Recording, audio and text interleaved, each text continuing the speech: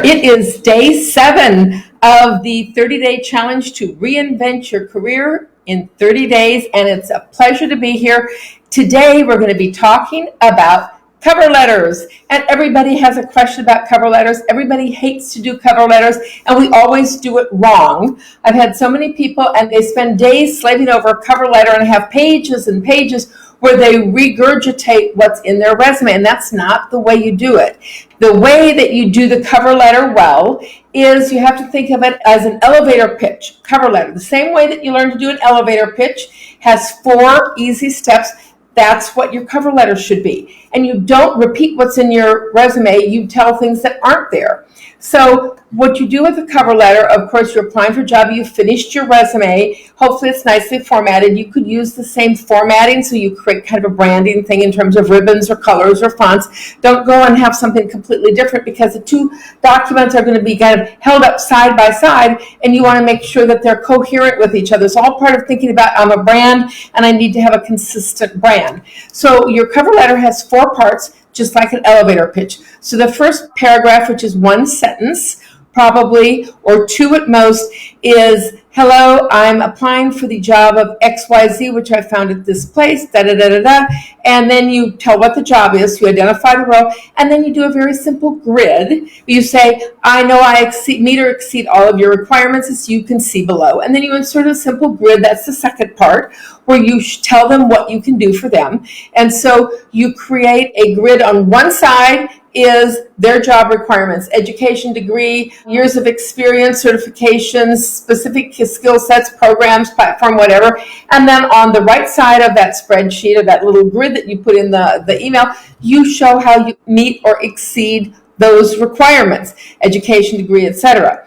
The third part, just like your elevator pitch, is social proof. And so you talk to what they're specifically asking for, and you give them reassurance that you have the skills and that you have the experience.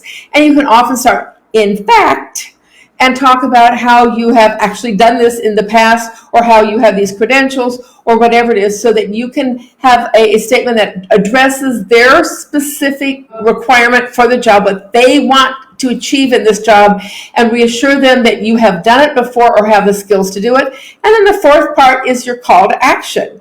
And that is, I'd like to have an interview. Could we set up a time to talk? When could we do a video interview? I'd love to meet with you. Could I come by your office this week? Whatever it is, you're going to ask for call to action.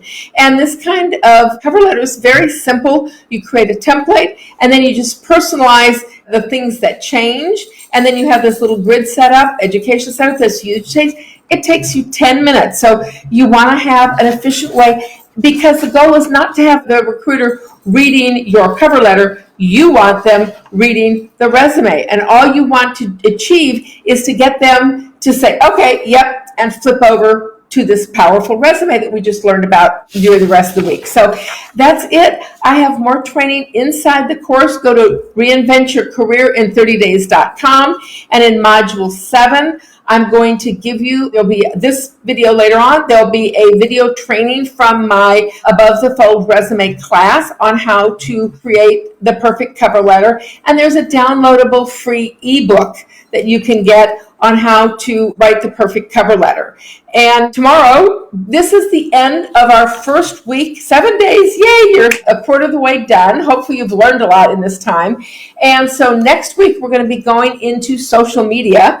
We're going to talk about how important social media, what it can do to build your personal and your professional brand. We're going to talk about different ways you use social media. We're going to talk specifically about how you can use Facebook and YouTube to get a job, which you probably never thought of.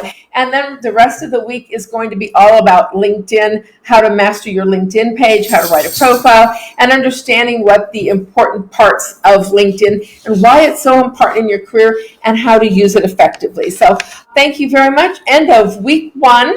And we start week 2 tomorrow. I'm very excited. Just to let you know, if you are new, looking at this, when you sign up for the course, every day you'll get a new course. So you'll start at day 1, but all this content will be available to you. So even if you have somebody who's not on the course, send them an invitation. I'd love to have them come. They will start at day 1. And all this content will be available in easy to use, easy to digest format. Very simple, Very easy. I'll see you inside the course for the training on how to write your perfect cover letter. And I've got a free ebook in there for you as well. Take care. This is Diane Huth, the Accidental Career Coach, wishing you the best of career success. Let's do this. Bye-bye.